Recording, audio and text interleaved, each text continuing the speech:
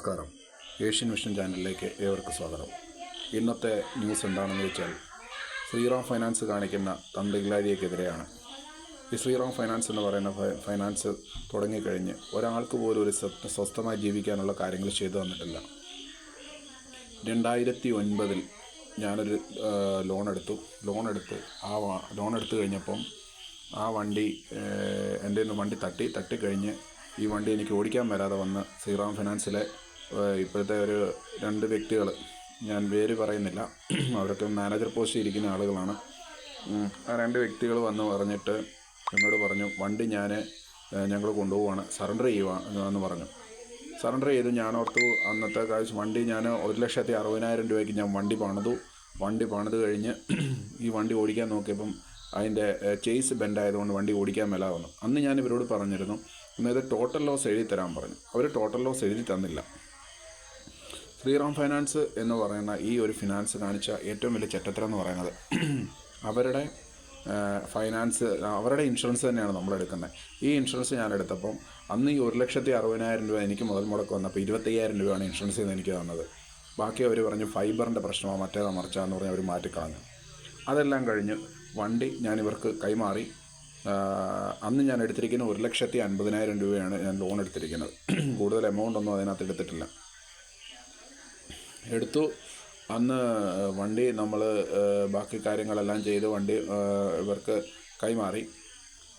2010 നടന്ന ഈ കേസ് 2026 ആയപ്പോഴത്തേനും എനിക്കൊരു പേപ്പർ വരികയാണ്, 7,56,000 രൂപ അടച്ചേക്കാൻ പറഞ്ഞു. ശ്രീറാം ഫിനാൻസിൽ 7,56,000 രൂപ അടയ്ക്കാൻ പറഞ്ഞു.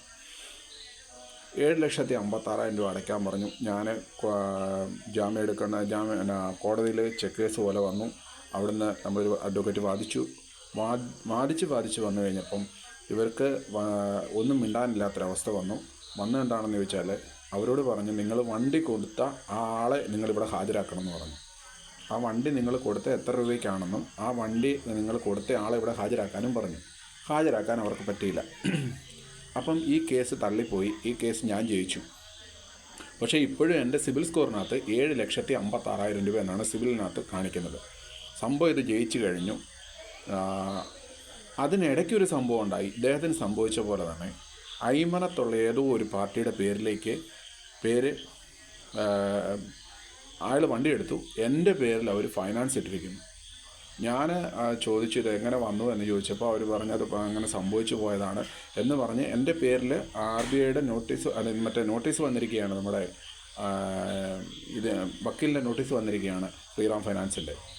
ഞാനത് പിന്നെ അതിനെക്കുറിച്ച് ഒരു ഇതുമില്ല. അപ്പോൾ ഇവർ ഭയങ്കര തട്ടിപ്പാണ്. നമ്മുടെ പണ്ടെന്ന് പറയുമ്പോൾ നമ്മുടെ ആധാറും പാനും കോപ്പിയൊക്കെ നമ്മുടെ ഇവരുടെ അന്ന് ആധാറല്ലല്ലോ, നമ്മുടെ മറ്റുള്ള കോപ്പികളല്ലേ നമ്മുടെ ശരിക്കും ID, ഇലക്ഷൻ ID ആയിരുന്നു. ഈ ഇലക്ഷൻ ID വെച്ച് ഇവന്മാർ പലർക്കും ലോൺ കൊടുത്തിട്ടുണ്ട് നമ്മുടെ ഇത് വെച്ച്. ഇത് ഭയങ്കര തട്ടിപ്പാണ് ഇവന്മാർ ചെയ്യുന്നത്. ഇവന്മാർ കാണിക്കുന്ന വെറും തന്തകളാഴിയാണ്. മനുഷ്യന് ഒത്തിരി പേർക്ക് ഇങ്ങനെ അനുഭവം ഉണ്ടായിട്ടുണ്ട്. ഒത്തിരി പേർക്ക് വണ്ടി വസ്തു ജപ്തിയായി കിടക്കുന്നു. എൻ്റെ വസ്തു ഇവന്മാർ അറ്റാച്ച് ചെയ്യാൻ നോക്കി, എനിക്ക് വസ്തു ഇല്ലാത്തതുകൊണ്ട് അതിന് അറ്റാച്ച് ചെയ്യാൻ പറ്റിയില്ല. ഇങ്ങനെയെല്ലാം ഇവർ ചെയ്യുന്നുണ്ട്. വളരെ ദ്രോഹമാണ് ഇവർ ചെയ്യുന്നത്. ഗവൺമെൻറ് ചെയ്യേണ്ട ഒറ്റ കാര്യമുള്ളൂ, ഈ സിബിൽ സ്കോർ നശിപ്പിക്കുന്ന ഇവന്മാരെ പോലുള്ളവന്മാർ മാത്രമാണ്. എല്ലാവരും സിബിൽ സ്കോർ പൊട്ടുന്ന ശ്രീറാം ഫൈനാൻസിൽ നിന്ന് ലോൺ എടുത്ത പിന്നെ മാത്രമാണ്.